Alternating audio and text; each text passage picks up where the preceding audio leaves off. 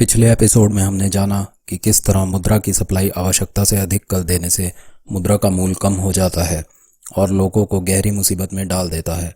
अब समझते हैं कि कोई सरकार आवश्यकता से ज़्यादा कागजी मुद्रा क्यों छापती है और कागजी मुद्रा का मूल्य कम होने का दूसरा बड़ा कारण क्या है।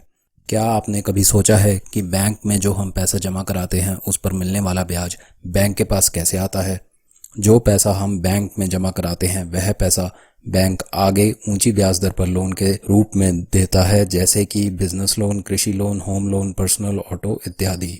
इन दिए गए लोन पर बैंक को 7 से 14% का ब्याज मिलता है और इस तरह बैंक को बढ़ा हुआ पैसा जब वापस मिलता है उसमें से 3-4% ब्याज हमें जमा कराए हुए पैसे पर मिलता है और बैंक अपना मुनाफा रखता है। लेकिन क्या आप जानते हैं कि आपके जमा कराए पैसे में से कितना बैंक के पास रहता है और कितना प्रतिशत वह आगे ब्याज पर चढ़ाता है? जवाब है केवल 3%। यदि आपने 100 रुपये बैंक में जमा कराए तो उसमें से केवल 3 रुपये बैंक को अपने जमा कोष में रखने अनिवार्य हैं। बाकी 97 रुपये तक बैंक आगे उधार चढ़ा देता है, जिससे बैंक को ब्याज आता है। उदाहरण देखकर समझते हैं कि बैंक आगे से आगे आपका जमा कराया हुआ पैसा कैसे ब्याज पर चढ़ाते हैं। मान लीजिए एक व्यक्ति ने बैंक में 1000 रुपये जमा कराए। अब बैंक उसमें से 97% तक आगे ब्याज पर पैसा लोन के तौर पर दे देता है। इस तरह मान लीजिए 3 लोगों ने अपनी अलग अलग ज़रूरतों जैसे घर, व्यापार, गाड़ी के लिए अलग अलग ब्याज दर पर लोन लिया।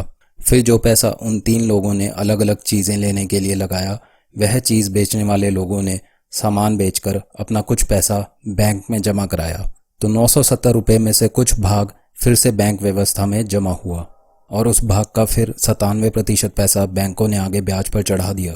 तो इस तरह बैंक व्यवस्था के माध्यम से आगे पैसा ब्याज पर चढ़ाए जाने पर मूल 1000 रुपये से 1470 का क्रेडिट अर्थव्यवस्था में पैदा हो गया।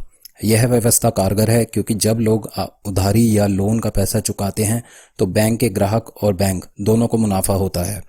पर मान लीजिए किसी कारणवश कुछ लोग अपना उधार चुका नहीं पाए और बैंक के पास अनुमान से कम पैसा वापस आया, तब बैंक और उसके ग्राहक दिक्कत में आ जाते हैं।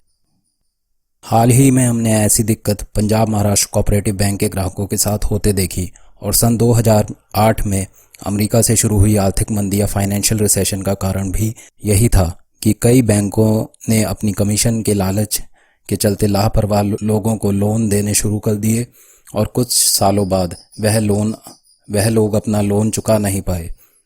तो लेमन ब्रदर्स जैसे बड़े बैंकों ने अपने आप को दिवालिया घोषित करना शुरू कर दिया, जिससे कि विश्व में एक बड़ा आर्थिक संकट पैदा हो गया।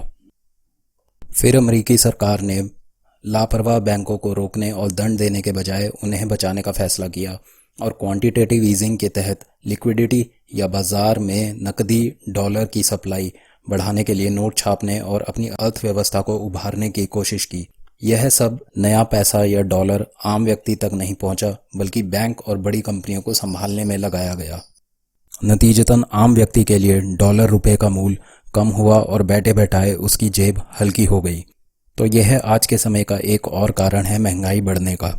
अब आपको ऐसा क्या करना है जिससे कि आपकी जेब हल्की ना हो या आपकी जमा पूंजी का समय के साथ मूल्य बना रहे? जानने के लिए अगला एपिसोड अवश्य देखें।